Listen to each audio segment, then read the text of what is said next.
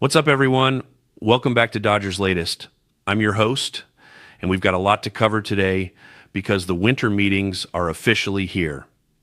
They kick off in Orlando on Sunday and run through the week, and you know what that means. Deals are about to get done, rosters are about to get shaken up, and the Dodgers are right in the thick of it as they try to build a team capable of winning their third straight World Series. Before we dive in, make sure you hit that like button, subscribe if you haven't already, and drop your thoughts in the comments. I love hearing from you guys, and honestly, your questions and takes make this show what it is. All right, so today I wanted to do something a little different. We've talked ad nauseum about the Dodgers' needs at second base, left field, catcher, and in the bullpen. We've broken down every possible free agent target, every trade rumor, every angle. Now it's time to let Andrew Friedman and the front office do their thing in Orlando. So instead of rehashing all of that again, I figured we'd dive into some of the best comments and questions you guys have been sending my way. Let's get into it. First up, let's talk about Miguel Rojas. The Dodgers just re-signed him to a one-year deal worth $5.5 million, and the reaction has been overwhelmingly positive. Rojas is more than just a utility guy who can play short, second, and third. He's a leader in that clubhouse. He's the kind of veteran presence that championship teams need. And I said something the other day that got a lot of people talking.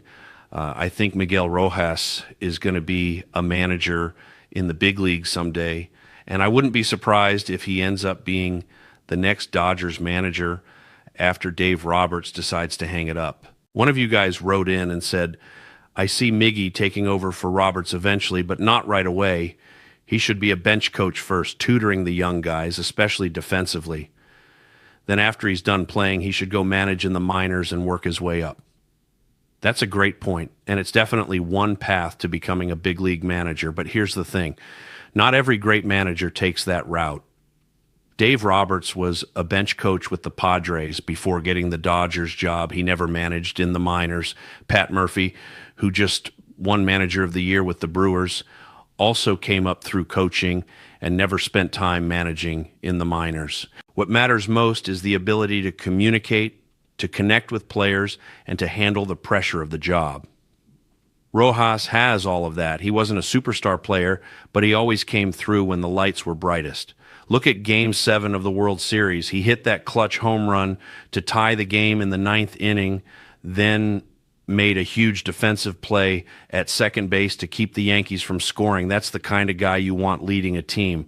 Whether he goes the bench coach route or the minor league manager route, I think he's got a bright future in the dugout. And I hope it's with the Dodgers. Next question, Teoscar Hernandez. There's been some buzz that the Dodgers might trade him because of his contract situation and his declining defense in right field.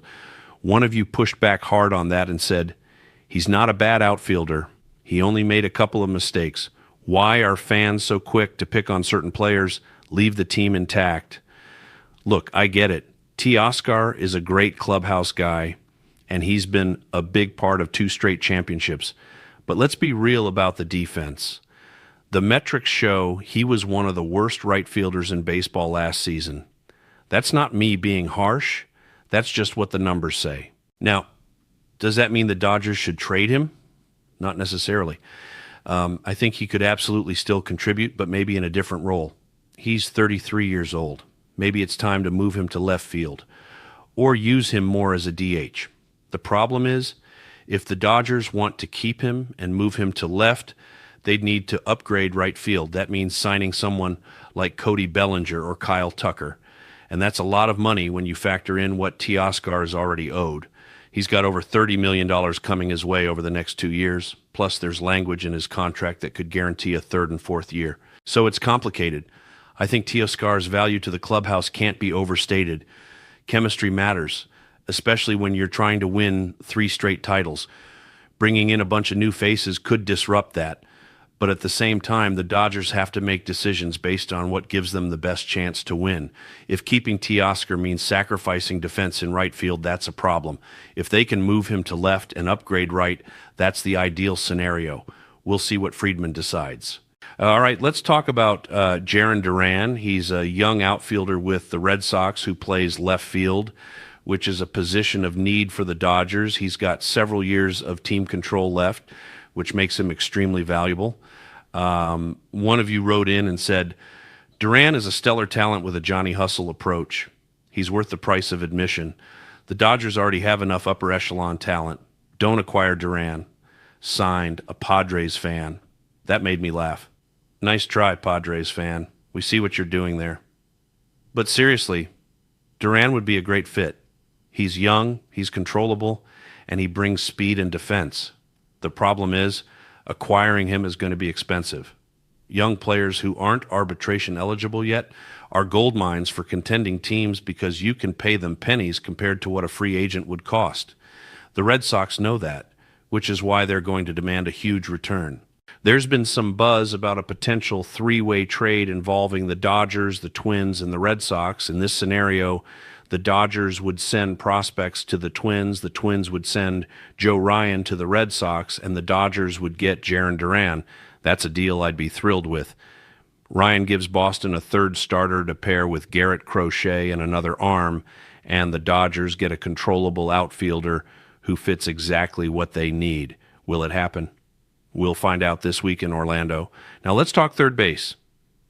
The Dodgers re-signed Max Muncy to a one-year deal, and they've got guys like Miguel Rojas, Tommy Edman, and Hye-Seong Kim who can play there in a pinch.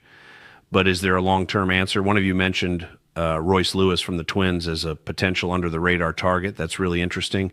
Lewis is a Southern California guy who went to J. Sarah High School in Orange County. He's dealt with injuries, but when he's healthy, he's a really talented player. If the Twins are in sell mode, which it seems like they are, maybe Lewis is available. And if that three-way deal I just mentioned is on the table, maybe you throw Lewis into the mix. The Dodgers could take on some money to make it work, and suddenly you've got a young third baseman with upside. The other names mentioned were Michael Massey with the Royals, who just won a Gold Glove, and Noel V. Marte with the Reds. I don't see either of those guys moving, but Lewis is intriguing. So where does this leave us heading into the winter meetings? The Dodgers have a lot of questions to answer. What are they doing at second base? Who's playing left field? Are they upgrading the bullpen? What's the long-term plan at third base? And what about catcher? Is Dalton rushing a trade chip, or is he the backup behind Will Smith? For a team that just won the World Series, there are a surprising number of holes to fill. But that's baseball. It's a 162-game grind, and rosters are never perfect. The key is making smart moves that keep you competitive. The winter meetings are the perfect time to make those moves. Teams are all in one place, negotiations happen fast, and deals get done. I'm expecting the Dodgers to be active, and I'm expecting them to come out of Orlando with at least one or two significant additions. Whether that's Jarren Duran, a bullpen arm, or someone we haven't even talked about yet, we'll find out soon enough. Thanks for being part of the show. Drop your predictions in the comments. Who do you think the Dodgers are bringing in? Let's talk about it.